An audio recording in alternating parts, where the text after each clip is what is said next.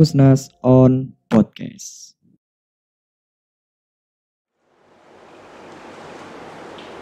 Assalamualaikum warahmatullahi wabarakatuh.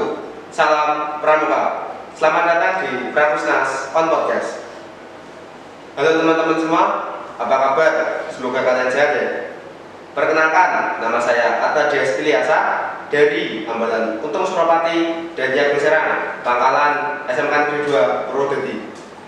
Hari ini kita akan membahas tentang eksistensi kegiatan pramuka di masa pandemi. Jadi sebagai pramuka kita harus memiliki peran untuk membantu dalam penanggulangan bencana, contohnya COVID-19 ini. Hari ini kita akan bincang-bincang dengan narasumber kita, yaitu salah satu pembina pramuka yang ada di SMK Negeri 2 Purwodadi. Kita sambut Kak Nila Rastri. Halo Kak Nila. Halo. Apa kabar Kak Nila? Alhamdulillah sehat, semangat luar biasa. Luar biasa ya Kak Nila. Jadi Kak Nila, seperti yang kita tahu, sudah 2 tahun lebih dunia sedang dilanda oleh pandemi, pandemi COVID-19 ya Kak ya. Nah, menurut Kak Nila, perbedaan kegiatan pramuka sebelum pandemi dan saat pandemi itu apa saja ya?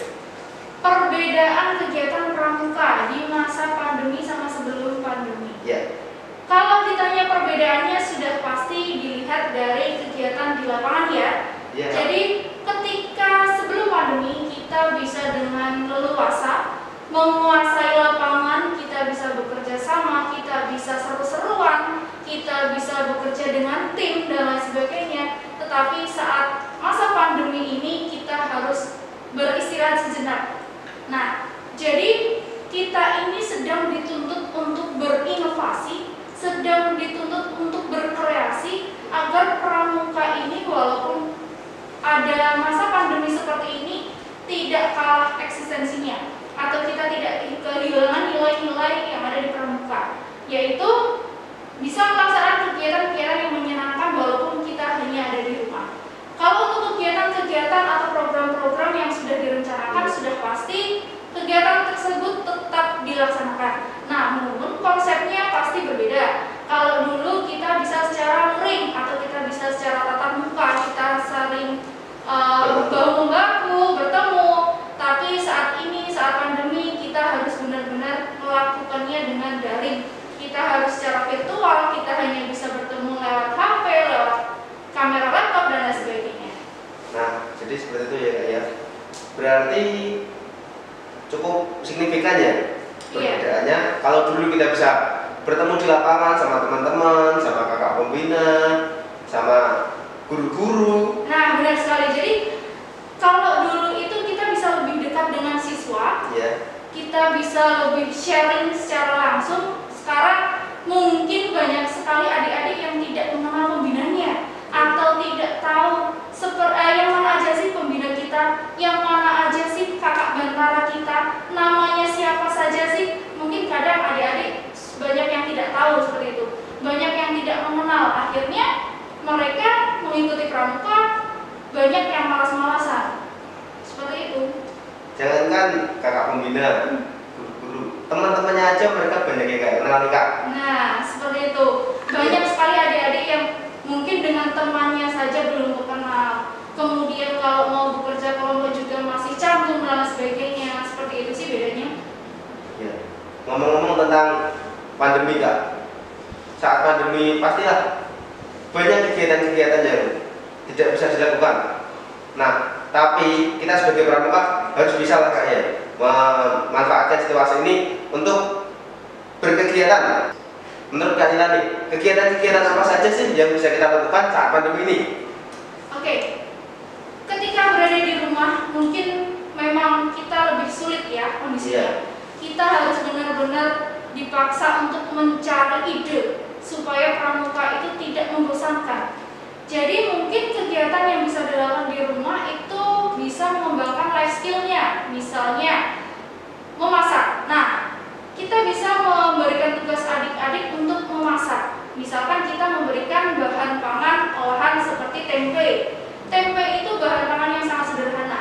Namun kalau diolah dengan sempurna, hasilnya juga pasti istimewa. Nah, di situ adik-adik bisa belajar bagaimana caranya mengolah tempe itu menjadi pangan yang istimewa. Mungkin kegiatan yang lain bisa seperti hastakarya.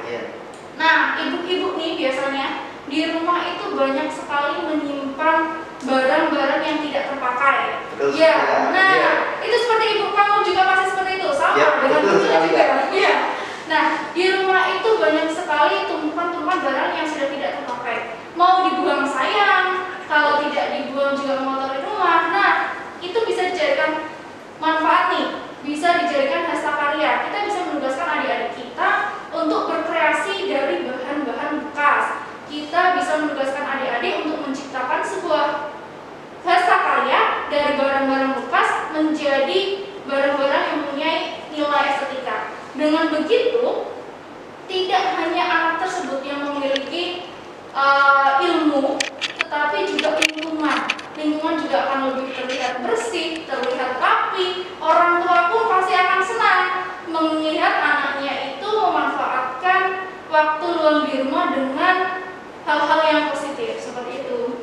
Nah, berarti kita sebagai pramuka harus dituntut kreatif ya Kak ya? Iya, benar sekali. Jadi jangan sampai kita bermalas-malasan hanya karena pandemi.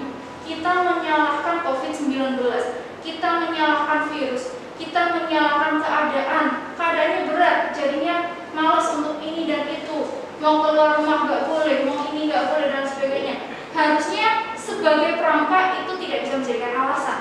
Apapun kondisinya, apapun situasinya, daya juang, daya guna, solidaritas, berfungsi untuk lingkungan itu harus tetap diperjuangkan. Ngomong-ngomong rasa malas nih Kak, banyak sekali anak sekarang dalam kondisi ini. Ada yang malas-malasan, contohnya juga saya. Nah, Kak bisa kasih tips nih, bagaimana sih menghilangkan rasa malas itu?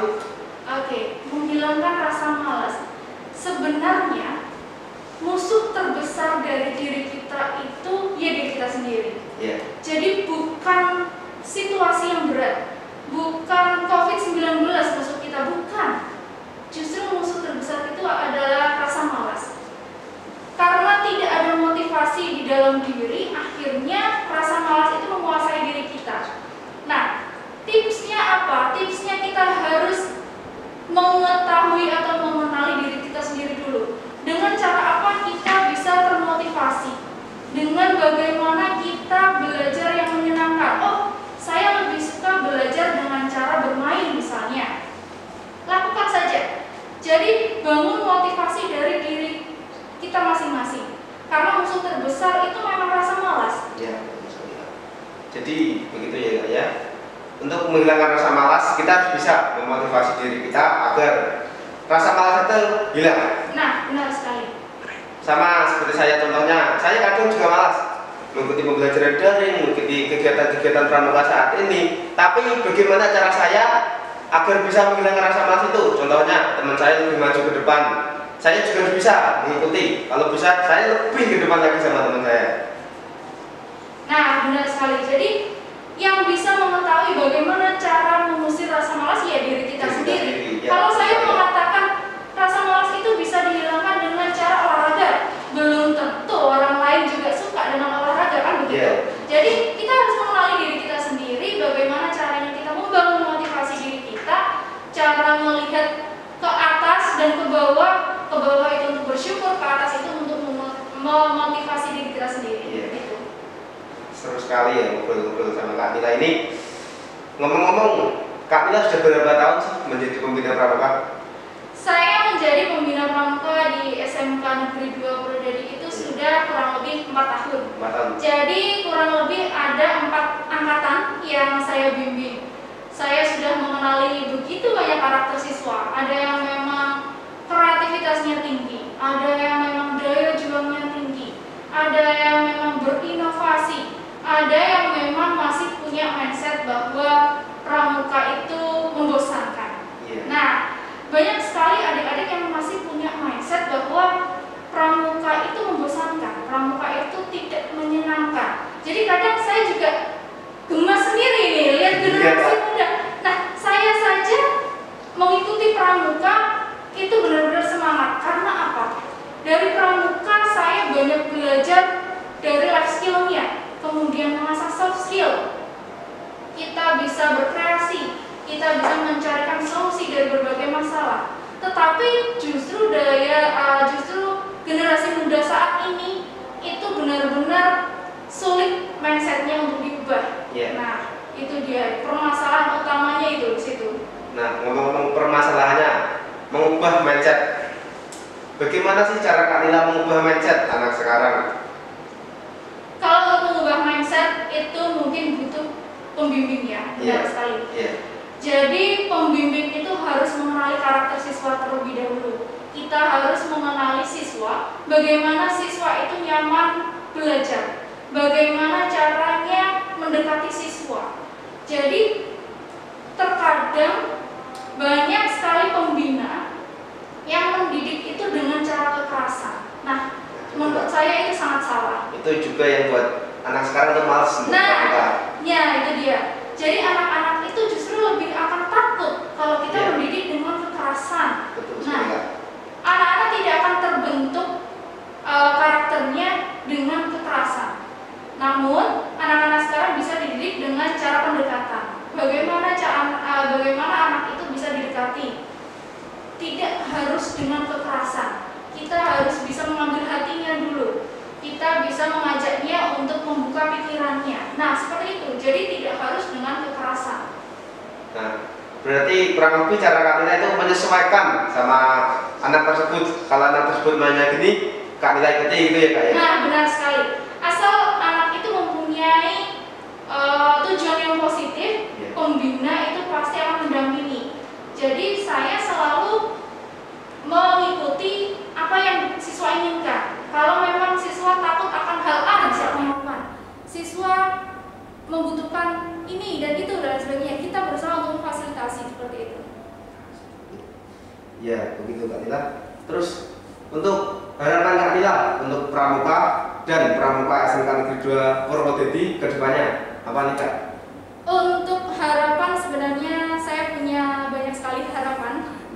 Jadi kalau bisa disampaikan beberapa saja Kak. Oke, kalau untuk secara umum harapan saya untuk Pramuka, saya ingin adik-adik itu membuang mindset bahwa Pramuka itu membosankan, bahwa Pramuka itu tidak menyenangkan, bahwa Pramuka itu menyeramkan atau capek. Nah, banyak sekali yang mengatakan Pramuka itu capek. Padahal kalau mereka itu benar-benar mengikuti Pramuka dengan hati yang senang, mereka akan pasti mendapatkan ilmu yang sangat banyak. Dan ilmu itu pasti digunakan atau berguna di dalam kehidupan mereka, di dalam lapangan terutama, terjun di masyarakat, itu pasti menggunakan ilmu-ilmu seperti itu. Nah, ilmu kayak gitu bisa kita dapatkan dari Pramuka. Jadi saya berharap adik-adik membuang mindset buruk tentang Pramuka. Kemudian kalau untuk Rakusnas Pramuka di SMK Negeri 2 Purwodadi, saya berharap untuk adik-adik bisa lebih bekerja sama dengan baik dengan pembina, lebih berkomunikasi dengan baik, lebih mengkoordinasikan segala sesuatunya dengan pembina, sehingga kita itu bisa berjalan bersama-sama. Jadi tidak mungkin sebuah tujuan itu bisa kita capai kalau kita berjalan sendiri-sendiri, tidak akan mungkin.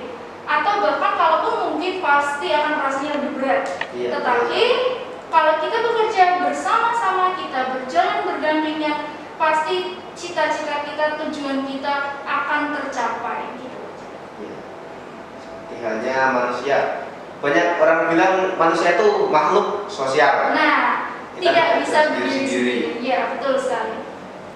Jadi teman-teman, kita kan sebagai anak Pramuka, kita bisa menghilangkan rasa malas dalam diri kita. Ubah mindset kegiatan Pramuka itu menyeramkan, menakutkan, bikin capek dan lain-lain. Ada banyak hal positif yang ada di Pramuka. Contohnya seperti kedisiplinan, kerapian, itu nanti sangat berguna sekali di masa depan kalian, terutama di dunia kerja. Bukan begitu Kak Lina? Nah, benar sekali. Kemudian kalau untuk mengatakan Pramuka itu mungkin masih kurang perhatian ya dari para peninggi di Indonesia. Jadi mungkin saya juga berharap bahwa Bapak Ibu pemimpin atau pejabat yang ada di Indonesia lebih memperhatikan Pramuka, karena benar-benar Pramuka itu adalah sumber pendidikan kepribadian yang baik. Jadi kalau kita diperhatikan, kita lebih difasilitasi, mungkin adik-adik akan lebih semangat untuk mengikuti pramuka seperti itu.